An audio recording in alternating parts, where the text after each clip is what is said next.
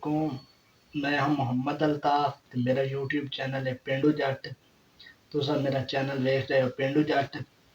ते मेरी एक दोस्ता दे अगू गुजारिश है कि जिस तरह मैंने पहले सपोर्ट की है इस तरह नाल मैनू ढेर ढेर सपोर्ट कर सो।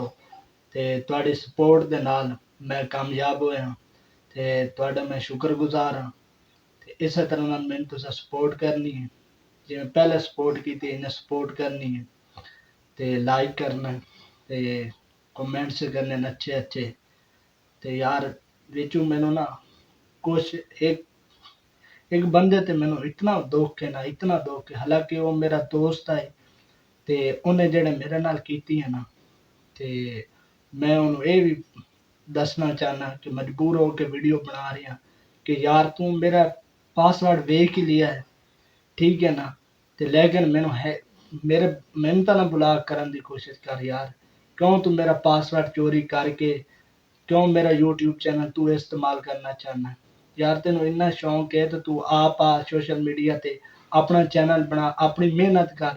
मैं 2-3 साल मेहनत की, मेहनत करके मैं हुण इत्थे आया ते हुण जो तू अगर सपोर्ट मेरी सपोर्ट जदों बेहतर होई है ते हुण तू मैनू हैंग करना चाहना है, मेरे चैनल मतलब मेरे को खोना चाहना है। यार इस तरह तेरा तुक बनता है। मैनू तेरा सारा कुछ पता है लेकिन मैं वीडियो दे विच तेरा नाम नहीं लवना चाहना।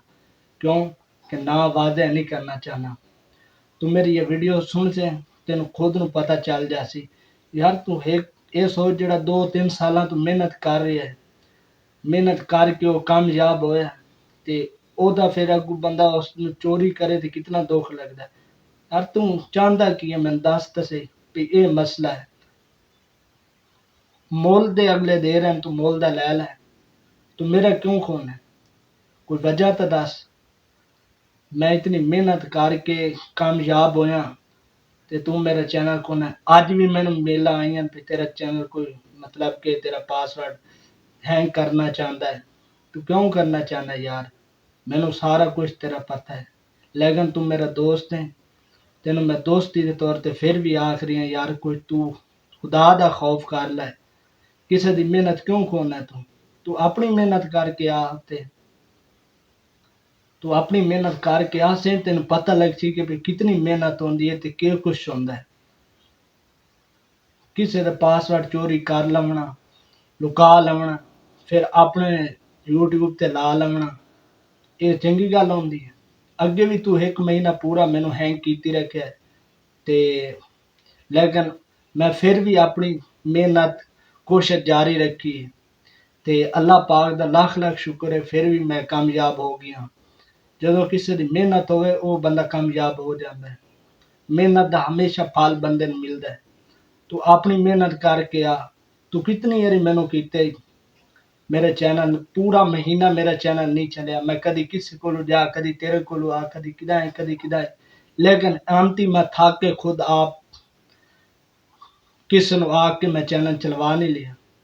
एक तू हैंक कर ले से ते दूसरे लोग ना मैंने चला के दे से मैं खुद ना चला ले सा।